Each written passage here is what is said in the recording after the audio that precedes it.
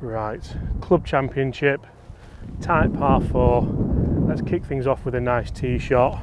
Fairway wood for safety. Need to hit this fairway. Been practicing all week. Oh no. Oh no. That's not even made the ladies' tees. And I've left a huge pitch mark right in front of my tee peg here. Guys, this could be one of the most embarrassing things that golfers do on the golf course, and I've seen it so often with fairway woods.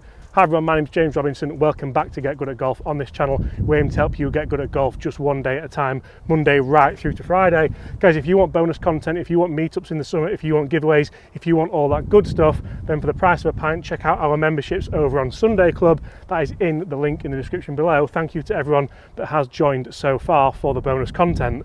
Today we're talking fairway woods, and we're talking about never topping them again. Now, I know there's loads of these videos on YouTube, there's loads of different methods how to help you stop doing that. I'm going to play you that shot again because that was rather embarrassing, and it's something which so many people have a tendency to get wrong. Chris, you're reveling in that, aren't you? Good shot. It was on demand actually, I was quite impressed that I could do it. But basically what happens, guys, is we hit the ball too far up. We hit it with this part of the club here rather than the middle, and it's very simple to fix actually, because I'm off a tee peg here, I'm trying to hit the fairway, and again, probably the most frustrating part about it is we're trying to play safe here. We're never trying to hit a fairway wood 300 yards down the middle. We're just probably under a little bit more pressure than we would be normally, and what we're thinking psychologically is I need to get this ball up in the air down the fairway. That's why it can happen so much, because if I'm thinking that, what I have a tendency to do is think, right, what equals trajectory realistically? It's loft, isn't it? This fairway wood, although this is a 5 wood, it's still only got 18 degrees of loft on there. Now, although that is more than enough dynamically to get that ball having a lovely ball flight window, we try to add loft dynamically. So I can load up to the top of the backswing and I lean back here and try to add loft. Now, you might actually duff this on occasion as well because your low point's far too far back. And what we want to do with a fairway wood is ever so slightly get weight onto the left side and have the low point after the ball. So the low point will be more where that first ball pitched. This is easier said than done, but what a lot of people tend to do as well is load up incorrectly, which makes you do that. In this video, we're going to talk about off the tee, then Chris is going to talk about off the fairway, hopefully when I hit this fairway with a better shot.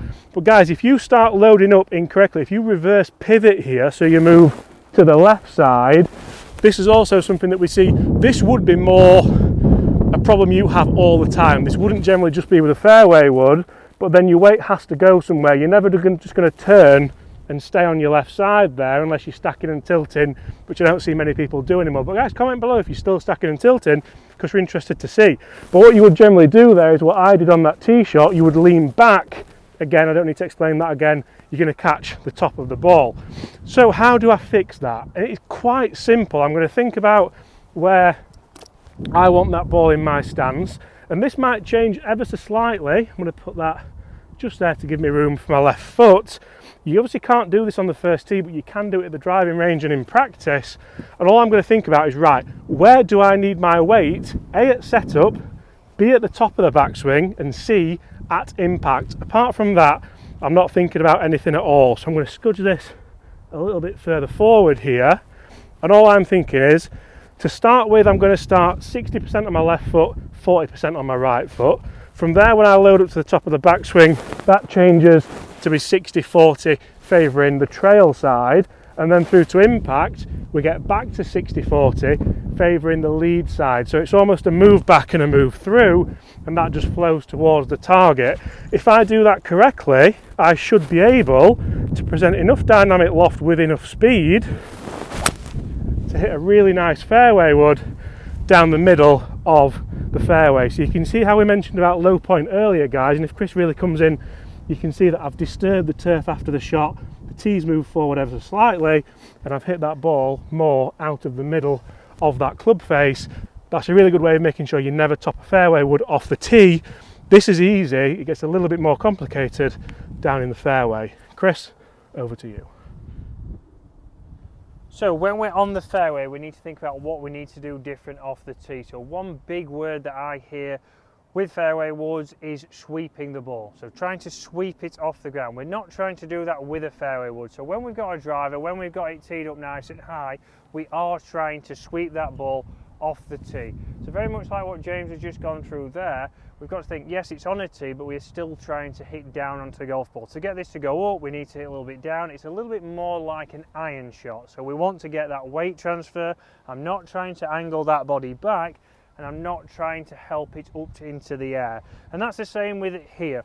Off the fairway, slightly different to off the tee. We're going to have the ball position slightly further forwards off a tee, just because it's slightly above the ground. Once we get onto the fairways, we're going to get that a little bit further back, so a little bit more inside our left heel, and then we're really trying to take a little divot. We are trying to get the same weight shift. We are trying to get onto our left hand side. That club is going to work ever so slightly down, but not as much with an iron. The reason being is because we are a little bit further away from the ball, because the shaft is longer, that is going to give us a little bit of a shallower angle of attack, but it's still going to be down. Once we've got that ball position nice and consistent, from there we want to then be thinking, right, I'm just going to treat this exactly the same. Like James said on the tee, if we imagine that club there, I'm going to be getting my weight onto my right hand side at the top of the backswing. From here I'm going to transfer that weight, I'm going to get the club down into delivery, and then we're going to be hitting down onto that golf ball. So we want to get a drill for you to give you that feeling with this kind of wood. It's very similar to a drill we would do with an iron. So what we can do if you're on the driving range, maybe not out on the golf course, but on the driving range, we can take your normal setup, and then from here we're going to step together and we're going to try doing a step drill with this. So what this is encouraging us to do is, as I go back, my weight is on the left, but it's already starting that transfer of weight where I can then come down through the ball and really finish on this left side. It's keeping me over the ball, it's keeping everything working towards hitting down into the golf ball and generating a better strike. So if I do that now, I take my setup, we're going to come together, and then from here we're going to do it all in one motion. You'll see there a nice little draw, a nice strong ball flight, but look at that, where the ball was, we can see the divot is just after, and like we spoke about, you're not going to start to see big divots. We're only trying to hit a little bit down into that golf ball, but we should see some action on the grass. We shouldn't see Not that Sergio-esque. Correct. It's not going to be swept off the ground, and that's a word to stay away from. If you start to hear your playing partners always say, oh, you want to sweep it a little bit more off there. What we see from then there is that people will get the club a little bit too far around, will fall back. Yes, you'll sweep up, but we'll hit that top shot. And even if you don't hit the top shot, you're going to present a lot of loft, and we see people hang back. It'll go very high, probably to the right. Once you've done that a couple of times, we'll get the wrist in, we'll try and get some coordination, and I'll start to turn that face over and I'll hit it left. It becomes a club then that you don't want to use in your bag. Again, this is a 5-wood, guys. It's exactly the same principle with your 3-wood. If you have a 7-wood, again, it is the same thing. We are trying to take a little bit of a divot. We want to hit down into the golf ball. We want to be consistent by doing that. So doing that drill there, where we take your normal setup, we step back, and as we go through, we're going to step through to that finish. You're going to start to encourage that movement, start to encourage hitting down, and this club is going to be one that you want to start taking out of your bag, not only on the tee, but on the fairways when you're on those par 5s or long par 4s, where you can get up near the green or on the green and start to save yourself shots. So guys, hopefully that has helped you. Hopefully that will help you get good at golf, and we'll see you tomorrow.